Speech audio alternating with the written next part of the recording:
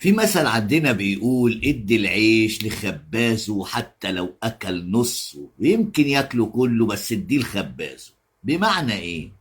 بمعنى ان مش اي حد يمسك ادارة اي حاجة. يعني مش بنجيبش واحد كده ما عندوش خبرة عن الادارة ولا ما عندوش ملكة الادارة وتمسكه ورشة مثلا، ولا تمسكه محل بقالة، ولا تمسكه ايا ما يكون.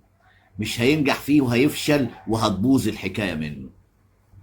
انما لو جبت واحد ذو ادارة هيعرف يظبط المحل ويرص الحكاية، ويعني هيعرف يبيع ويشتري، هينجح معاه. طب ما بالك ده على الحاجات الصغيرة.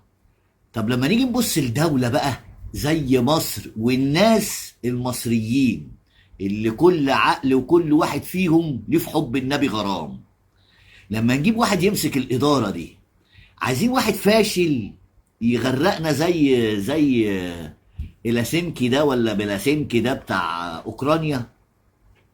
واقف قدام. الناس ضاحكين عليه، واقف قدام يعني مخه تعبان ووضر الدولة وخرب الدولة، والدولة بقت منيلة بنيلة.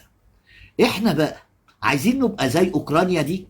اظن يعني محدش يعني يتهيأ له، بس في ناس خدوا بالكم، في ناس بتحب تعيش على الخراب وتحب تعيش على بواقي البشر.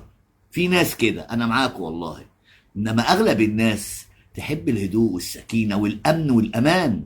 فلما يكون عندنا بقى راجل مدينا الامن والامان وبيسعى بينا للامام، نعمل ايه يا انسان؟ نهاركو جميل، نهاركو سعيد، اسعد الله صباحكم.